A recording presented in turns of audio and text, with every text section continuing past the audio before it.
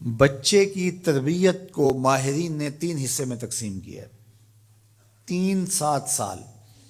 پہلے 7 سال بچے کو گود میں اٹھا کے رکھو، دوسرے 7 سال بچے کو غلام بنا کے رکھو، اور تیسرے 7 سال بچے کو دوست بنا کے رکھو۔ پہلے 7 سال بچے کو گود میں اٹھانے کا مطلب یہ ہے کہ وہ تم سے سیکھے، اور ہم تو 3 سال کے بچے کو بھی، آج 2.5 سال کے بچے کو بھی اسکول بھیج دیتے ہیں، مائیں فارغ البال ہونا چاہتی ہیں، لیکن ایسا نہیں ہے۔ یہ ہماری فکری لغزش ہے کہ بچے کو اتنی جلدی اسکول بھیج دیا، اور جب ماں سے سیکھنا تھا تو وہ وقت ضائع کر دیا۔ آج بھی جاپان میں 7 8 سال کا بچہ اسکول جاتا ہے، اور آج بھی کچھ اور ممالک کے اندر بھی انہوں نے یہ طے کر دیا ہے کہ 7 سال سے پہلے بچہ سکول نہ جائے، تو وہ گھر میں بیٹھ کے سیکھتا ہے۔ یہ اس کی تربیت کا مرحلہ ہے، اس کا یہ مرحلہ یہاں مکمل ہونا چاہیے۔ اس کے بعد جب وہ جائے گا تو اس کے قواعد مضبوط ہو چکیں گے اور وہاں جا کے سیکھے گا۔ یہ پہلا اس کا مرحلہ یہاں سیکھنے کا ہے۔ ظاہر ہے باپ تو وہ توجہ نہیں دے پاتا، تو ماں کو بھرپور توجہ بچے کی طرف دینی چاہیے۔ عمومی طور پہ ماضی میں مائیں اپنے بچوں کی تربیت میں انتہائی مبالغہ کرتی تھی اور بہت زیادہ محنت شاقہ کرتی تھی، چونکہ ان کی توجہات کا کوئی اور مرکز نہیں ہوا کرتا تھا، اور وہ سمجھتی تھی کہ ہمارا یہی کام ہے کہ ہم بچوں کی اچھی تربیت کر لیں، اور چند بچوں کی تربیت ہی ماں کی ذمہ داری ہے، اور یہ اگر احسن طریقے سے نبھا دے تو اس نے اپنا حصہ امت میں بھی ڈال دیا، معاشرت میں بھی ڈال دیا، اور قوم بنانے کے اندر بھی اپنا حصہ ڈال دیا۔ لیکن اگر وہ اپنا یہ فریضہ انجام نہیں دیتی، اس میں کوتاہی کر دیتی ہے، تو اس نے پھر کچھ بھی نہ کیا۔ اچھی نسل اچھی ماؤں کی گود سے پروان چڑھ کے ہی معاشرے کو نصیب ہوتی ہے، اور یہ بنیادی اکائیاں ہیں، بنیادی اینٹیں ہیں جس سے معاشرت ترتیب پاتی ہے۔ اس لیے یہ ماؤں کی ذمہ داری ہے۔ اور دوسرے 7 سال جو ہے وہ غلام بنا کے رکھو۔ مطلب کیا؟ کہ ان پر احکام نافذ کرو۔ وہ از خود فیصلے نہیں کر پاتے اور اچھے نہیں کر پائیں گے، ان کے فیصلے تم کرو، ماں باپ۔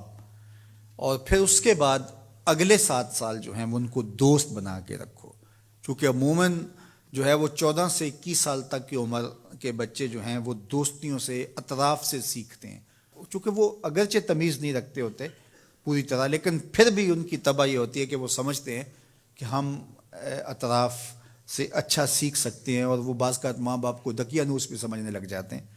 تو اس وقت ماں باپ تھوڑی سی حکمت کے ساتھ ان کی دوستیوں پہ غور کریں کہ ان کی دوستیاں غلط لوگوں سے نہ ہوں۔ میرے اور آپ کے آقا مولا نے ارشاد فرمایا، المرء علی دین خلیلہ فلینظر احدکم من یخالل۔ ہر شخص اپنے دوست کے دین پہ ہوتا ہے، اور آپ دیکھیں کہ آپ کس سے دوستی کر رہے ہیں۔ اگر اس کا دین خراب ہوا، اعتقادات خراب ہوئے، نظریات خراب ہوئے، اس کے اعمال اور اخلاقیات خراب ہوئے، تو اس کا رنگ آپ کے اوپر چڑھ جائے گا۔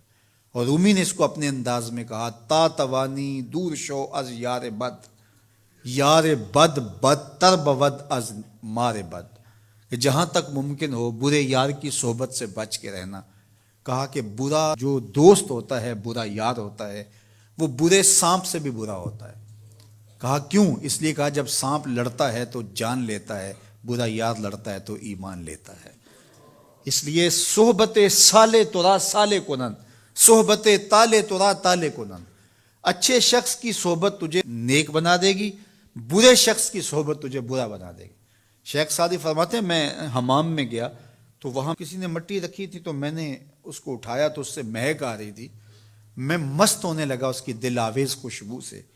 تو میں نے اس کو کہا کہ تو مٹی ہے، عنبر ہے، موتیا ہے، نسرین ہے، نسترن ہے، کیا ہے تو؟ تیری دل آویز مہک سے مشام ہستی مہکے چلے جا رہے ہیں، اور ہے تو مٹی، تو کیا ہے تو؟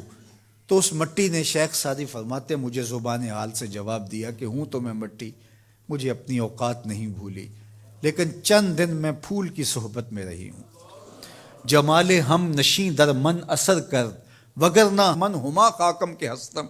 اس نے کہا ہوں تو ذات کی مٹی ہی، لیکن میں گلاب کے پھولوں تلے تھوڑی دیر رہی ہوں تو میرے یار کا جمال میرے اندر سرایت کر گیا ہے۔ تو ذات کی مٹی ہوں لیکن صحبت میری پھول سے رہی۔ یار مٹی پھول سے صحبت پیدا کر لے تو اس سے مہک آنے لگ جاتی ہے، تو یار بندہ صالح صحبتوں کا انتخاب کر لے تو اس کی زندگی کیوں نہیں بدلتی؟ تو اپنی اولاد کو صالح لوگوں کے پاس بٹھانا سکھاؤ۔